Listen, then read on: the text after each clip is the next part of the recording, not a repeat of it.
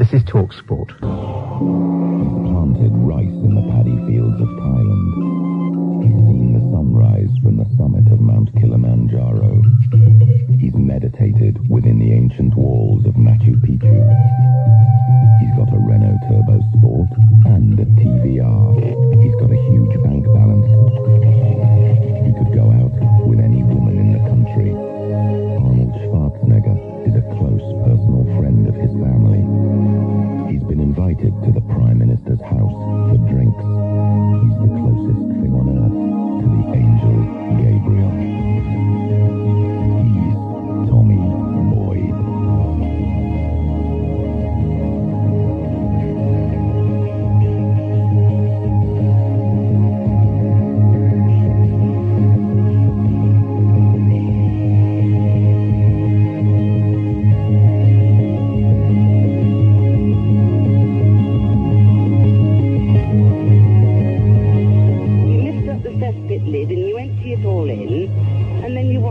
Again and start all over again. It's very civilized.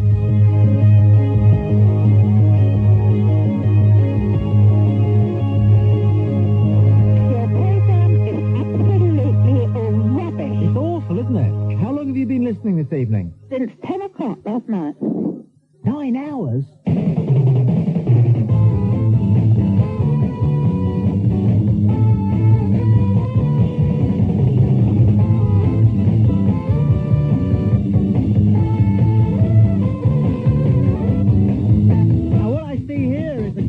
Band on the terraces at Fratton Park. Fratton Park, nice one. Tomorrow. The only thing that frightens me, the only thing that worries me, is not being certain that I'm living my life correctly in the context of the fact that it's going to end. And that is because I have not yet shuffled off all the detritus of the idea that necessarily my non-existence is the main thing I should strive to avoid. I'm not saying you should strive to avoid because you know it's inevitable, but there's no point. You know, what I'm saying is, if you want to eat half a cake, you're not going to give yourself a quarter of a cake, are you? If you can have 70 years, why take 35? That's what I'm saying. Do you know what I mean? No. I never know what someone means if they say, do you know what I mean? And I often suspect that they themselves don't know. What you mean is, do I know what I mean? Rubbish analogy, I know. What you mean, what you should be saying is, do I know what I mean? Try it. Do I know what I mean? Do you know what you mean? Yes, I think I do. I've never met anybody who didn't think they knew what they meant. Do you see my point? It's a big point. It's a huge point. It's a unique point. You will never have heard it anywhere else. You may never hear it again. So what's the alternative? Do we go around telling 5-year-old kids that death's wonderful and they should embrace it?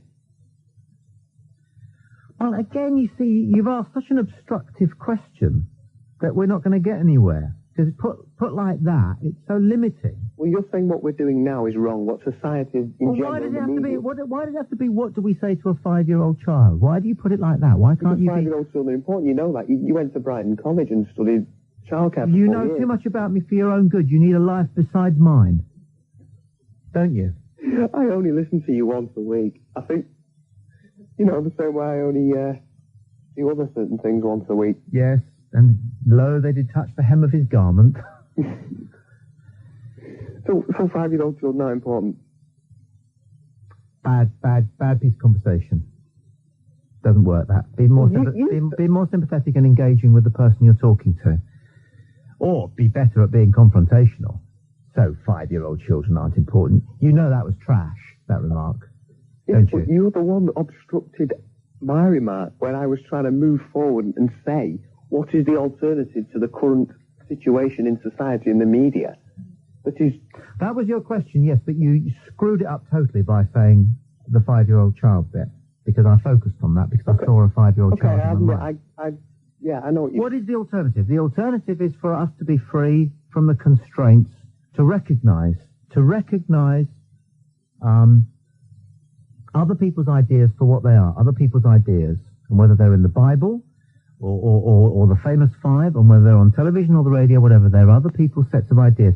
And what we should do is take ourselves off, by ourselves, and think about it so that what we're doing is what we want to do and what we're thinking is what we want to think. And it's an extremely difficult thing to do. And if you want to test out whether it's worthwhile doing it, it really is a good idea to say to yourself, is necessarily living as long as I possibly can the main thing that I should be focusing on? No, it's enjoying your life. Well, that was very sudden of you, and that's because you're young. You don't know how old I am. Well, you have young ideas, even if you're 70. I don't think there's any such thing as young and old ideas. No. Morning, you're on the air. Who's this? Hi, morning, Tommy. It's Steve. Hello, Steve. I've just got a few words which I wrote for you, actually, which might make us all think. It's the story of a number and a man. It's the story of how that number came to symbolise this man's very purpose and existence in the race of life. The story of how in the last few days of the 20th century, this number became the most widely used number in the history of mankind, as was its destiny. This is the story of a number and a man, a number that had carried so much mystique and baggage for nearly 2,000 years that even today, the numbers missed out on streets and roads, on car number plates, yet it became by far, by a very long way, the most common number mankind had ever honoured. Does it pick up? It needs a bit of music, this. It's a story about how this man was swept along in a world that was shaped by and for this philosophy and doctrine. It's a story of how this commercial philosophy preaches night and day through his television set. It's all going in one ear and out the other, you know. This is the story of a self-indulgent, can you stop? blind man hurtling himself down the abyss of self-destruction. Can you stop, pal? Otherwise I'll switch you off. Do me a favour. Do you get the idea? No. You're destroying the planet. Definitely don't. Our whole life philosophy and society is based on it. Absolutely everything that we now stand for has been moulded by it and for it. The media's controlled by it. Our governments are a mouthpiece for it. Can you stop again? Yep. Can we have a conversation? And can you stop doing this tub thumping and reading stuff out? But we've got to open our eyes, Tom. Nobody's got to do anything. We've got to look at ourselves and our actions. No, you've got to look at yourself. You've got kids. You have got to look at yourself. I'm not tub thumping and frightening people. You are. Look, sometimes some things have just got to be What said. makes you think you know? How old are you? It doesn't matter how old I am. It does matter how old you are. Otherwise, It Otherwise, you'd tell us. All right, I'll tell you something positive. How old are you? It doesn't matter. I'm asking. I'm 38. 38. What have you done? Well, what do you mean? Where have you been? What have you seen? Have you been to all four corners of the earth and talked to everybody? I lived in Russia, and that was when it was communist. Now, let me just tell you something. The spirit in the people was incredible. That doesn't come across in what you're saying. We've smothered ourselves in commercialism. And we have no idea. We have no chance of advancing spiritually. Darling, the point is this. You've been yakking on for a couple of minutes and nobody's got any idea where you're coming from or where you're going with it. I'm talking about consumerism, global consumerism that's destroying the world, destroying our souls, destroying any hope of spirituality we ever had. Well, why didn't you say that in the first place?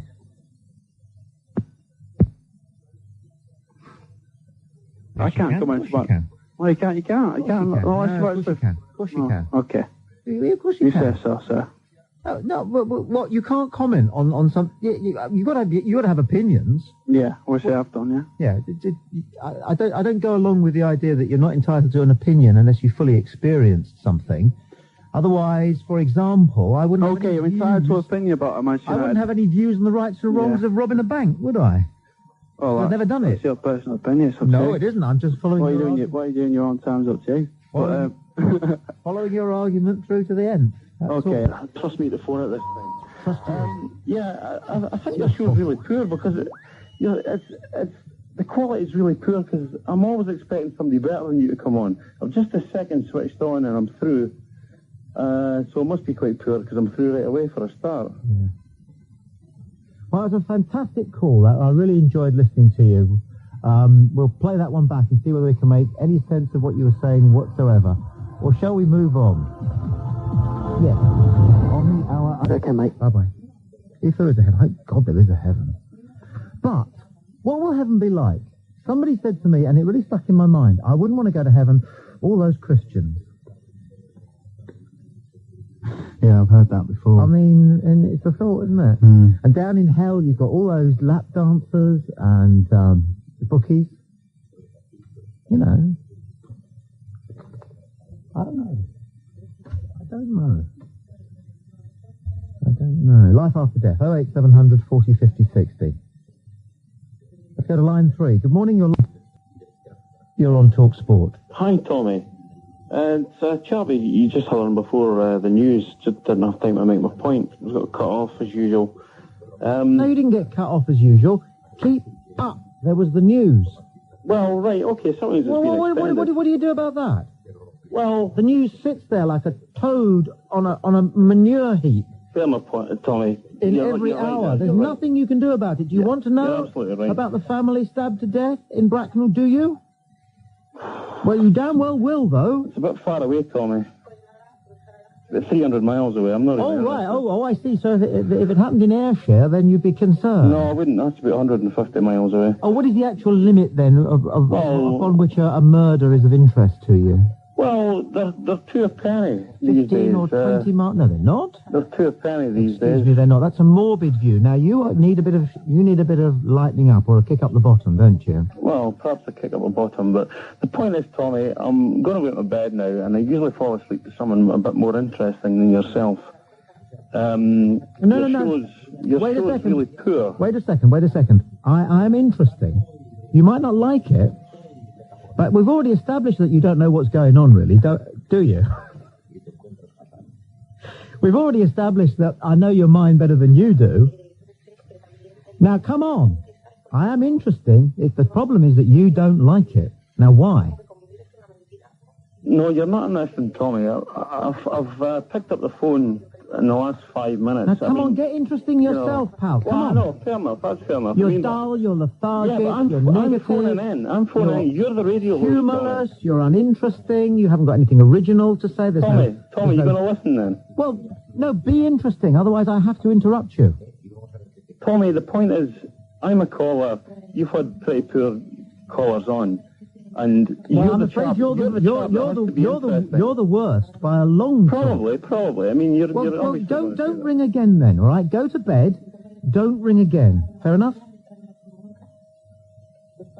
Am I getting cut off again, am I? Well, because you're boring. Tommy, the point is you're boring. No, I'm not boring. It's that you don't like it. No, I'm not.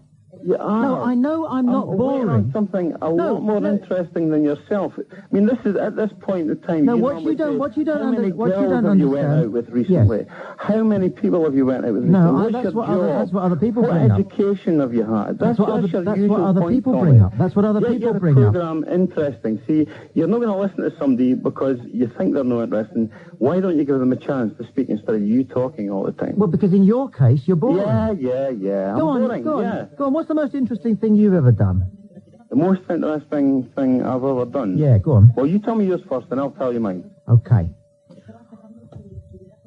In the Pacific, there's a lagoon. It's called Scammons Lagoon. It's very saline.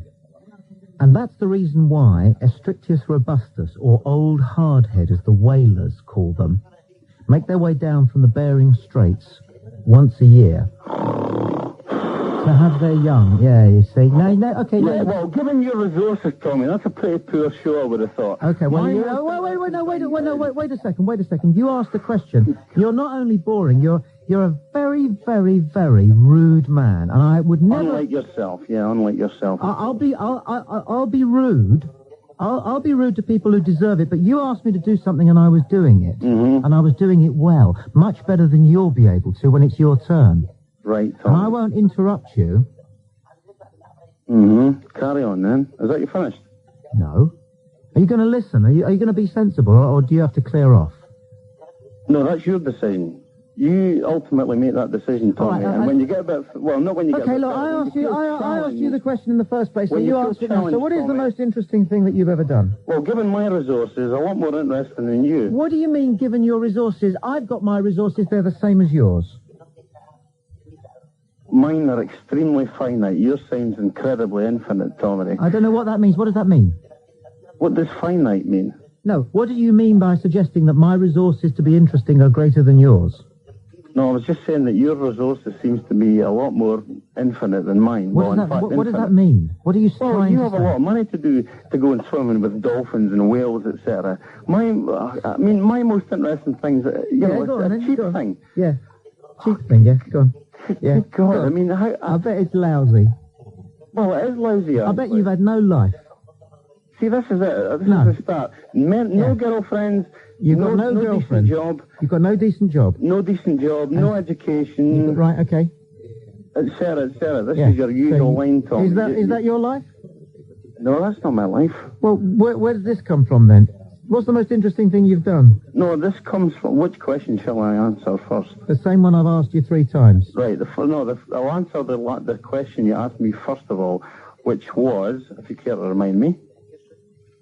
You can't even remember, can you? Shit. What is the most interesting thing you've done? That's a hard question to ask, Tommy. For someone who's just phoning you up out of the blue, you've obviously done your program, reading. This is a question that you've obviously thought of in your mind. I've never thought of it. I'm falling asleep here, listening to you. How am I supposed to answer a wide awake question like that? Well, what would you like to talk about then, mate? What would I like to talk? I would like to talk about where you think your qualities come from on your radio show. I don't think you've got anything at all to offer this radio program. I really think you should move over and make the position available to you for something. No. Well, I would like to. We know that. That is your agenda. No, that is what you want to do. That's your problem. Everybody listens to the radio. Everybody watches television, and people like you think that you could do the job better. Well, fine. Maybe it's possible that you could. But what I would say to you, you've got the opportunity, Tom. Because I earned it. And how did you earn it? With hard bloody work. When everybody else was down the pub. When my mates were down the pub, you asked me a question how I got it. I'll tell you how I got it. When I was 17, 18 and 19, when my mates were down the pub or sunbathing on the beach, I was beavering away backstage at venues. I was working at radio stations where nobody gave a damn who I was because I was just some kid. I was at the bottom rung of Fleet Street newspapers. I was teaching in lousy, rotten little rundown secondary modern schools because I wanted to learn how to communicate. I did the work. I spent 6 years living in lousy digs in Kilburn and in the Dog's End of Brighton. Learning my trade. There's my most interesting thing in my life. Now listen to me. Do you sad man, do you see my point? I earned it. Why are you calling me a sad man? You don't know me. Yeah, you are sad. I know you well enough. I know. Why am I sad? We all know it from this conversation. Because I ask you and challenge you, I must be sad. Because your life is empty. Of course it is. I've no girlfriend, I'm no working, I've no education, I've no job. You just told us that wasn't you. Well, some of these things are me at the moment. Okay, Tommy. So your life is empty and you're cross with me because you think I've got a full life. No, you're missing the point, Tommy. No, you're missing the point. The point. That is the point, and you don't even know it, mate. You're missing the point. You've got an empty life, and so anybody who you see who you think's got a full life, you hate. You love suggesting these things. And what's more, what's worse about you is that you want to hurt them. You see somebody who's got more than you in your own mind, and you want to hurt them. I want to talk sport and talk to Tommy. Now, you get to speak because you've got to listen. I've got to tell you something, pal. You are the worst kind of victim. Tommy. You are the victim. Tommy, are you prepared to listen? You are the victim that wants everybody else to be a victim. Tommy, the question still remains. Where I am up here at the top of this mountain in the rare clean air. Where are you, and what do you offer this radio program? I've asked you 1,000,000 times. No, you haven't. You've tried to ask it, but you've tried to ask it by being shouted down by Tommy. By being rude. You've tried to ask it remains, Tommy. By being unkind. Then, if you'd like to ask the question... calling me sad and all the rest of it, and you don't know me, isn't very rude at all, is it, really? Oh, you're sad. Oh, that's not rude, then. That's not rude, Tommy. No, you told us you were sad. No girlfriend, I'm tired, no job, empty life. And you're not sad? Of course.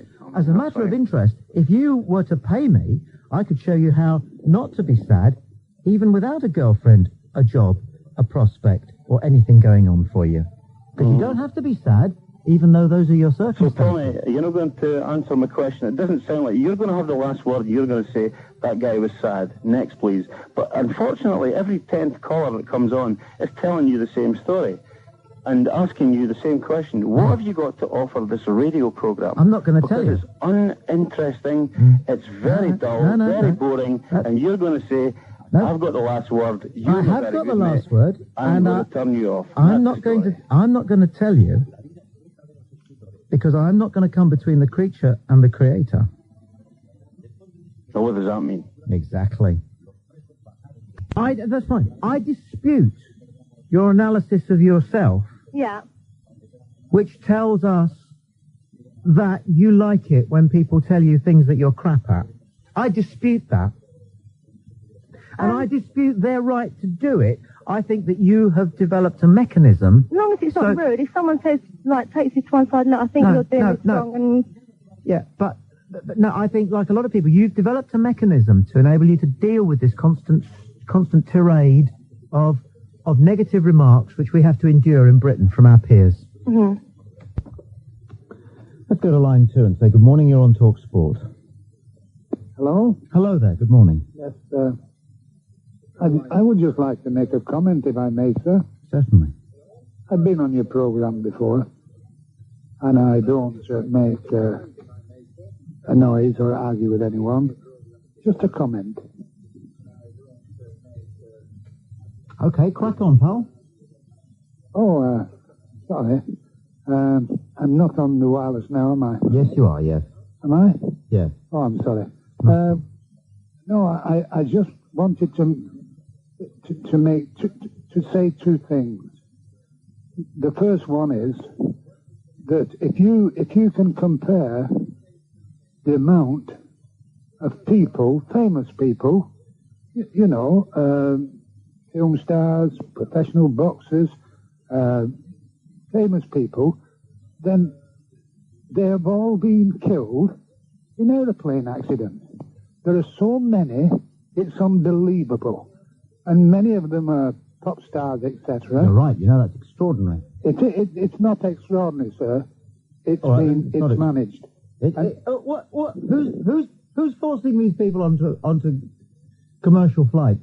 No, I didn't say commercial flights, mister. I said private flights. You didn't actually, but well, it was in your mind. I'm sorry. I meant private ones. Who is doing this? People with money. Why are they doing this? Well, for instance, if you look at all the people from right away from Rocky Marciano to some more famous... The Big Bopper?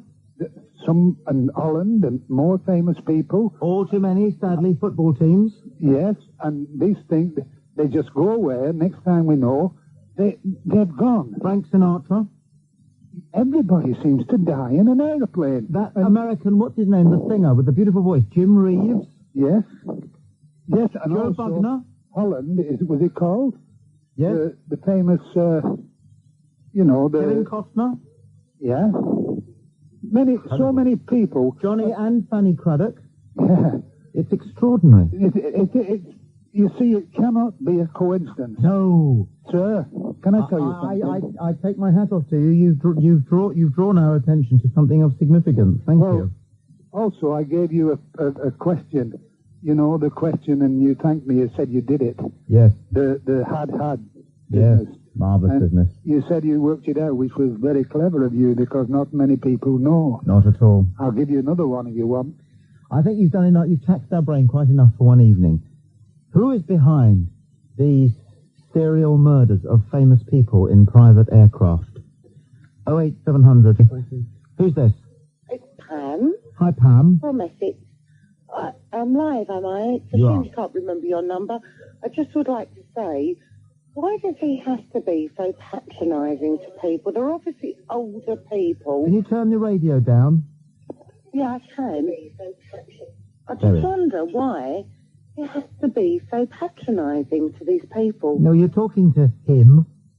Am I? Yeah. Well, why do you have to be so patronising? It's so nasty. nasty. It isn't. I'm not. I just lubricate the conversation by No, censoring. you're not. You're patronising. No, look. Can you excuse me? I know what I am. You don't know me. I do. All right? I can hear you. Yeah, well, that means you don't know me. You wouldn't know me in the street. I would. But the thing is that I wouldn't talk to people like that. The point is, what you don't understand, people like you, is the importance of centering in social transactions. Do you understand what I'm talking about at all? Yes, of course I understand. Well, what does it mean? What is it mean? Stupid. Well, it doesn't mean you have to patronise people like that. I centre with people, and people like you think it's patronising. You don't centre with everybody. I do. If I'm talking to a Geordie, listen to me. If I'm talking to a Geordie... No, you listen to me. All you try to do is make people look stupid. Cobblers. All I try to do is make people and at the end of the day, you just make yourself look stupid. I'm not stupid. Nobody You thinks are I'm stupid. stupid. You've got to be very stupid to think I'm stupid. I'll tell you what, I am nothing if not clever. I'll tell you... Oh, for goodness sake. Do you love yourself or what? Well, you have to, don't you? Don't you love yourself? Well, much more than you should. I'm sorry? Much more than you should. I don't understand I don't go around patronising people. Look, I've explained. I centre with people. If I get picked up... Centre with people. You don't know what it means. When did you last hitch a lift? Listen. Now, I'm asking you a question. I work with the public every day, and no way would I speak to people like what you. Do you do? You're just a patronising What do you do then? What does it matter what I do? Well, you brought it up. That's why it matters. What do I do? Yes. I find homes for people. What That's does that I mean? do.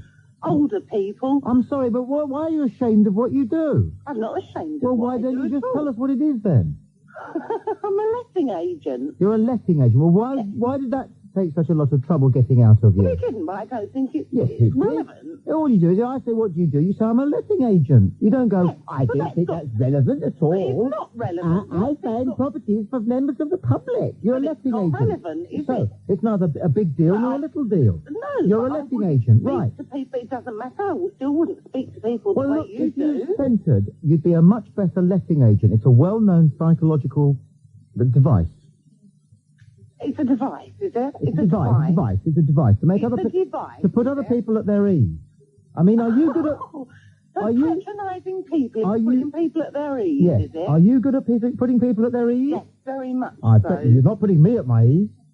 Well, I don't think you deserve to be. Well, I bet I could put you at your ease more easily than you could. What? Come on then. Sorry? Come on then. I didn't say I was going. I didn't say I was going to. No, because you can't. Well, you don't know that. But you don't know I can't. I bet you I could if I tried. I bet you couldn't. I bet you I couldn't. Because I think you're a nasty piece of work. Well, sometimes nasty pieces of work are what we like. Are they, really? Well, that's what I've heard. Is it really? Well, you tell me I'm Still wrong. not putting me at my ease. No, but I'm smoothing things out a little bit. No, you're not. Well, I might have been if it's just that you're so dogged. You're so... Look. Last time I hitched a lift, all right, it was from Bognor. What's that got to do with it? I'm just stating a point, right? I'm from Bognor to London. No, I'm from Butlins here, yeah. Yes, actually, I was hitching a lift from Butlins up to London, right? Yeah.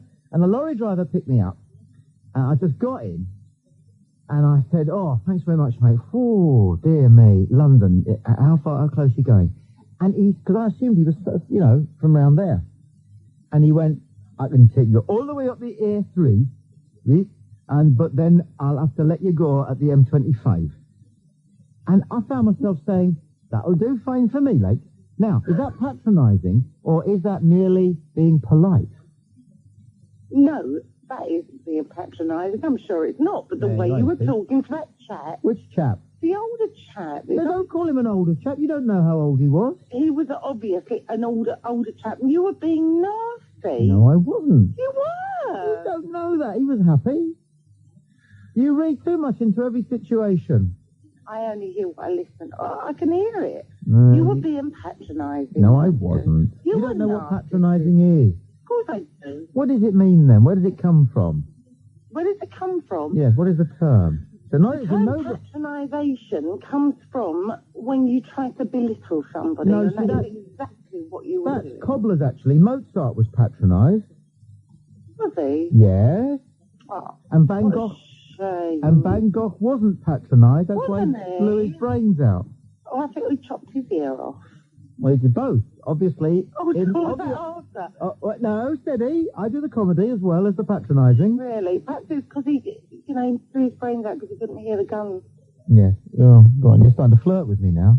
See, got her. Because the old native charm, you know, you either got it or you've got it. Line 5, you're live on TalkSport. Good morning. Lesbians are evil. That's fantastic, actually. That was quite good. You know, I'm beginning to prefer the nutters to the people who think they're serious. And it is a full moon, so it could be quite a hoot this evening. Whoa, what a parade. Let's go to line 6. Good morning, you're live on TalkSport. I beg your pardon? I said, good morning, you're live on TalkSport. Oh, thank you very much, sir. If you turn your radio off, then we'll be able to rattle on. Yes, I've done that. Well played. The thing that was mentioned not so long ago about people who mysteriously vanish in the air on small aircraft. Yeah. Now, this very rarely happens with civilians who are learning piloting, etc., etc. Now, I was in China. I was Churchill's representative. I was in special services. My God, I bet you can tell some stories. Yes, and I'll tell you one in particular I thought you might. I didn't like. We had some generals, one or two of them pretty good. Wingate, who was in Burma in the Second World War. That's where I was, by the way.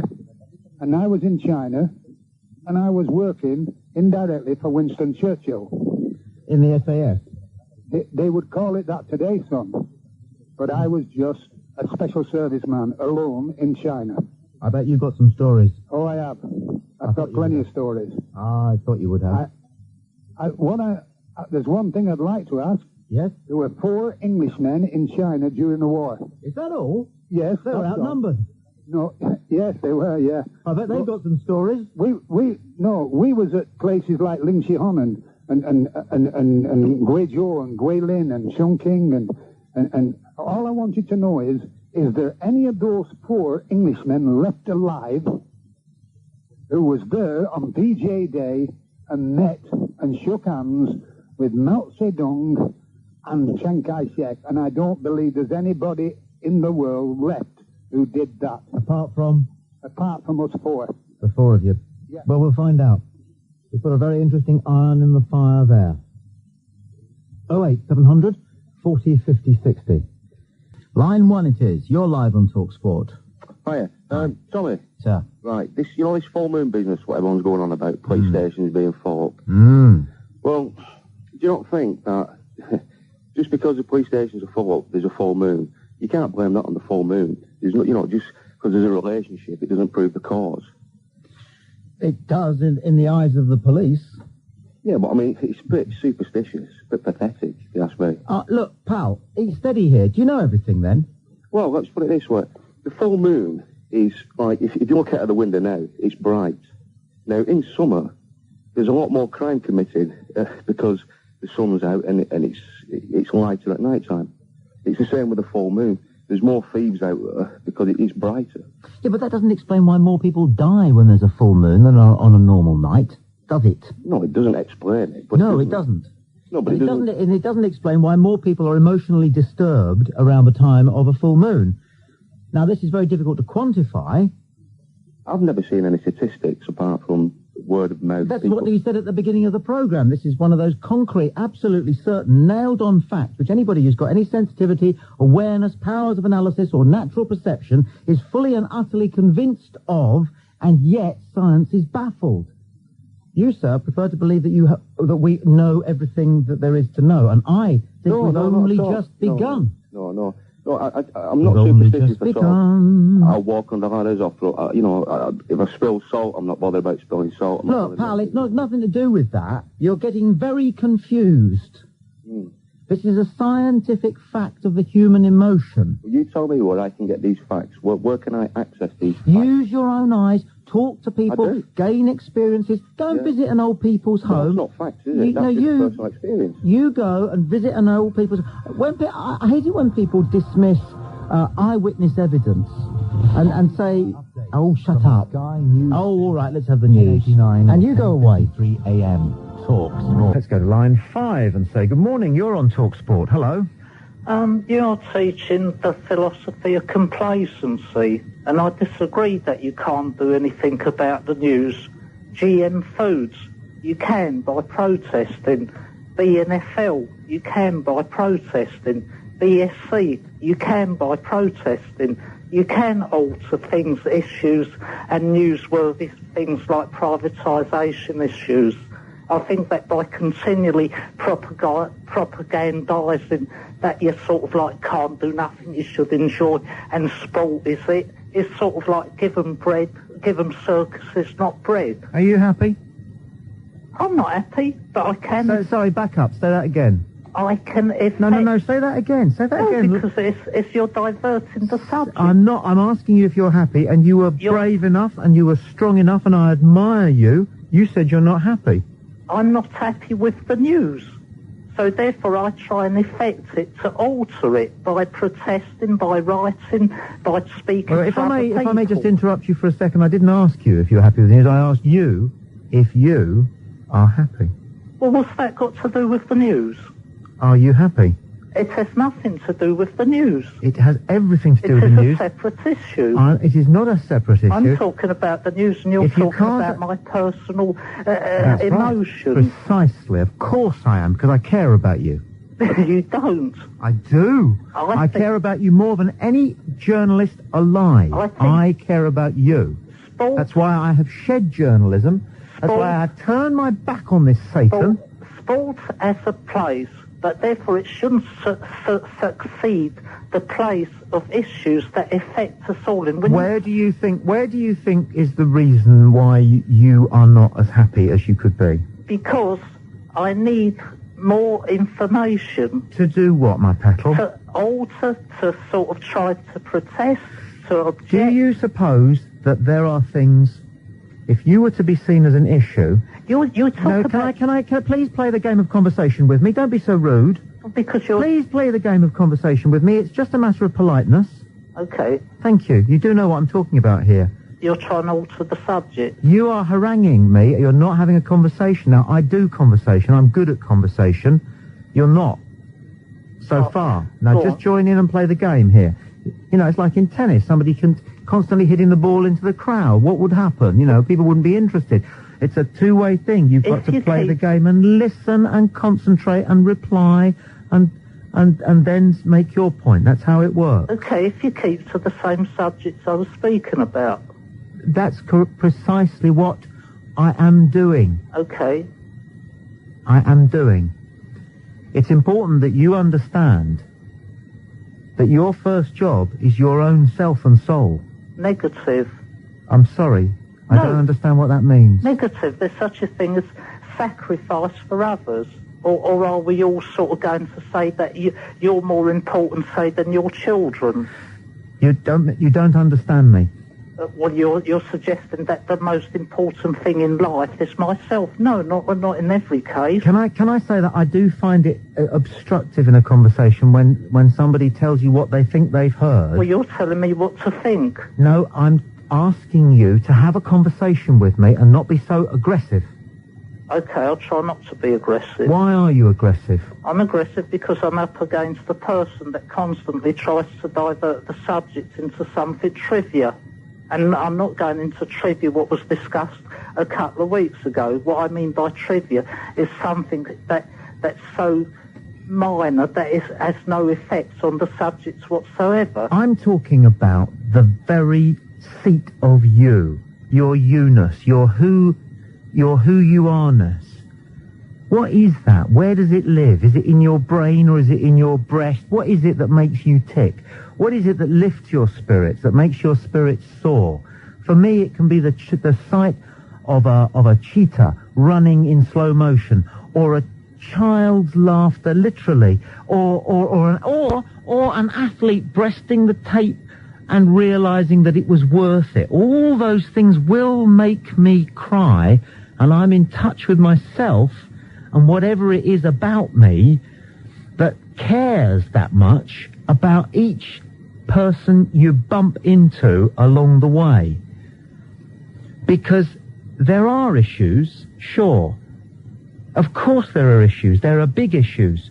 But my key point, and I refer you back to all the teachings down the time, starting, if you like, in Tibet, all the teachings say that you're not going to be able to fix anything unless you can begin This is a diversion by fixing yourself. You're diverting the You subject. have no idea whether GM foods or BSE or Yes, I Kosovo, you have no idea about the actual morality or philosophy of those issues if you are not completely at one with yourself. Go and sit on a pile of nuclear plutonium and see how in touch with sort of morality or your spirituality you'll be. It's nothing to do with that whatsoever. There's separate issues.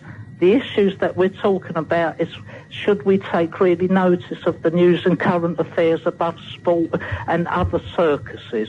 And I say that it's more important your environments, where you're going to live, where your children are going to live. Well, you know, you're just coming across as a busybody. It's as simple as that. Also, that's the answer to everything, you know, so like, that's okay. So if tomorrow they said that your money, the value of your pound will be worth ½ cent and nothing more, you'll be sort of going, I'm a busybody. Yeah, but you see, you fell into the trap again of being pessimistic and offering the worst case scenario and But saying, you're offering wait, will you stop interrupting me? You just interrupt all the time. If you had said you could wake up tomorrow and find out that the value of your pound is 10 times what it is worth today, then I would have lost my argument. But what you have shown is that by your constant exposure and possibly sometimes even obsession with the news, you have become utterly pessimistic about everything. You told somebody that's dying of CJD what you're Here we go again, look, here we go again.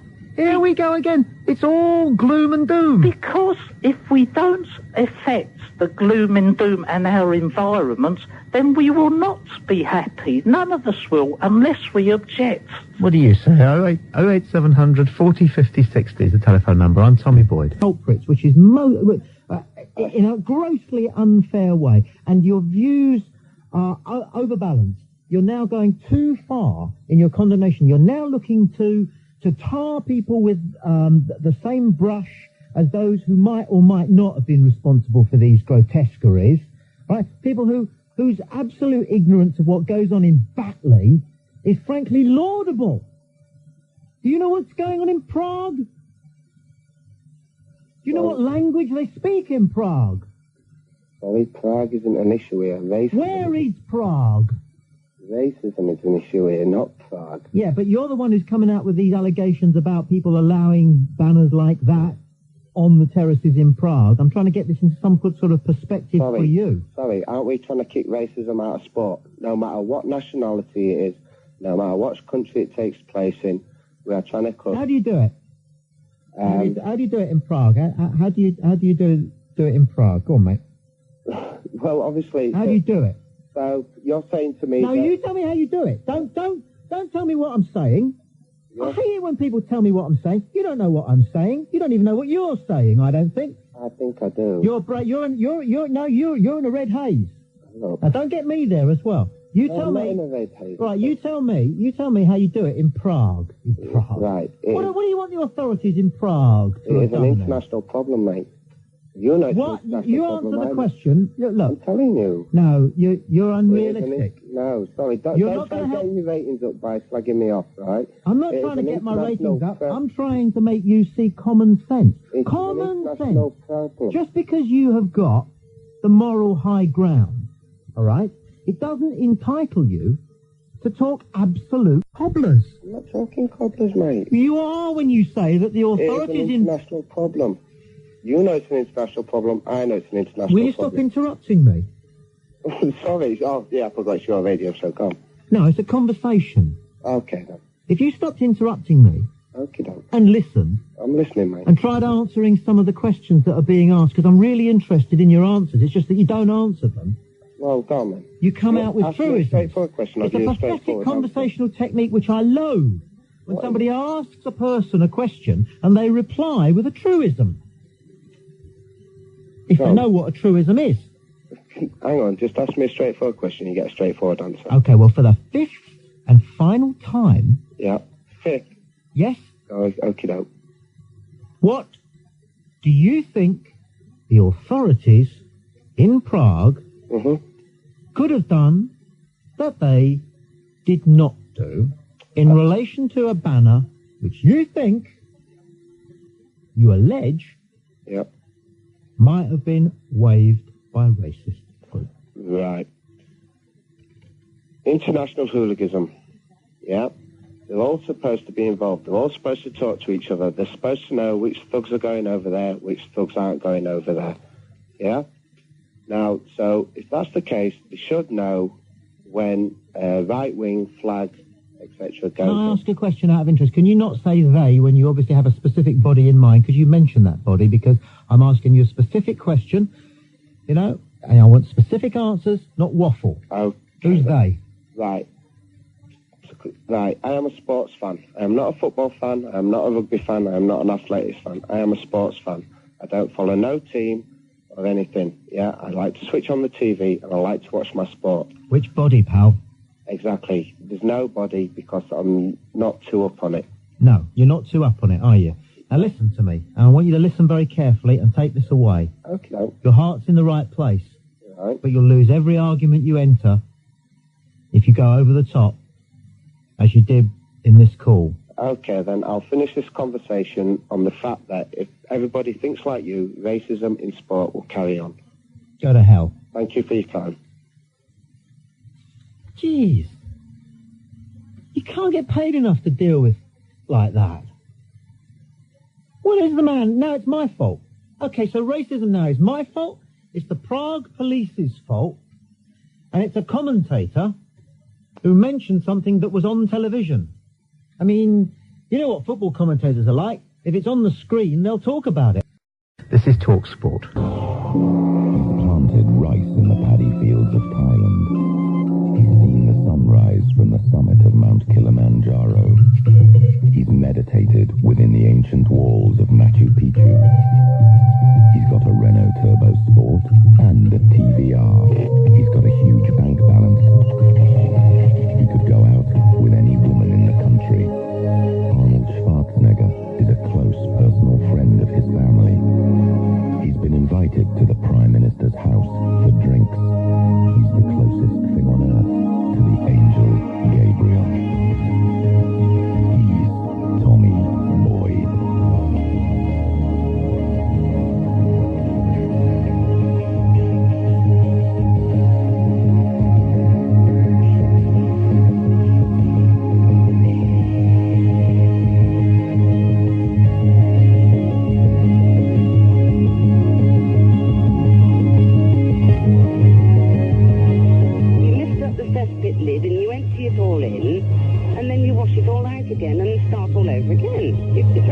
They're in the Bible, or the famous five, and whether they're on television or the radio, whatever, they're other people's sets of ideas.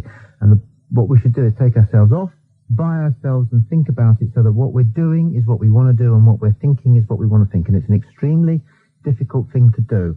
And if you want to test out whether it's worthwhile doing it, it really is a good idea to say to yourself, is necessarily living as long as I possibly can the main thing that I should be focusing on? No, it's enjoying your life. Well, that was very sudden of you, and that's because you're young. You don't know how old I am. Well, you have young ideas, even if you're 70. I don't think there's any such thing as young and old ideas. No. Morning, you're on the air. Who's this? Hi, morning, Tommy. It's Steve. Hello, Steve. I've just got a few words which I wrote for you, actually, which might make us all think. It's the story of a number and a man. It's the story of how that number came to symbolise this man's very purpose and existence in the race of life. The story of how in the last few days of the 20th century, this number became the most widely used number in the history of mankind, as was its destiny. This is the story of You went to Brighton College and studied childcare. You know too much about me for your own good. You need a life besides mine. Don't you? I only listen to you once a week. I think, the same way I only do other certain things once a week. Yes, and lo, they did touch the hem of his garment. So 5-year-olds feel not important. Bad piece of conversation. Doesn't work, that. Be more sympathetic and engaging with the person you're talking to. Or be better at being confrontational. So 5-year-old children aren't important. You know that was trash, that remark. Don't you? You're the one that obstructed my remark when I was trying to move forward and say, what is the alternative to the current situation in society and the media? That was your question, yes, but you screwed it up totally by saying the 5-year-old child bit, because I focused on that, because I saw a 5-year-old child in the light. I know What is the alternative? The alternative is for us to be free from the constraints, to recognise other people's ideas for what they are, other people's ideas, and whether they...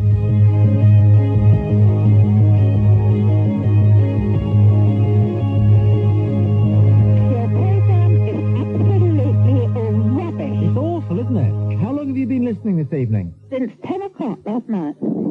9 hours?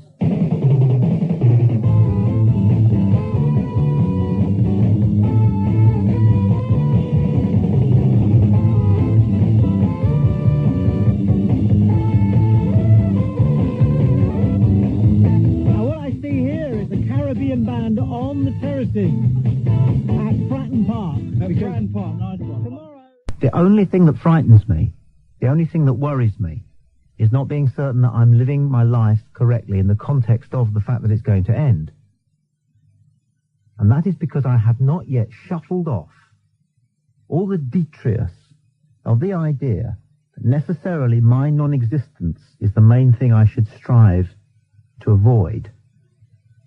I'm not saying you should strive to avoid because you know it's inevitable, but there's no point. You know, what I'm saying is, if you want to eat half a cake, you're not going to give yourself a quarter of a cake, are you?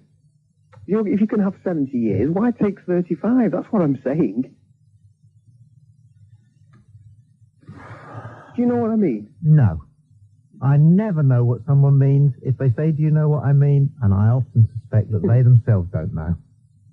What you mean is, do I know what I mean? Analogy, I know. What you mean, what you should be saying is, do I know what I mean?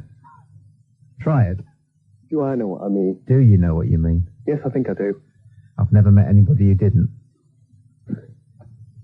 think they knew what they meant. Do you see my point? It's a big point. It's a huge point. It's a unique point. You will never have heard it anywhere else. You may never hear it again. So what's the alternative?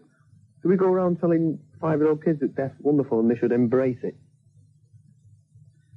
Well, again, you see, you've asked such an obstructive question that we're not going to get anywhere. Because put like that, it's so limiting. Well, you're saying what we're doing now is wrong. What society in general... Why does it have to be? Why does it have to be? What do we say to a 5-year-old child? Why do you put it like that? Why can't you? 5-year-olds are important. You know that.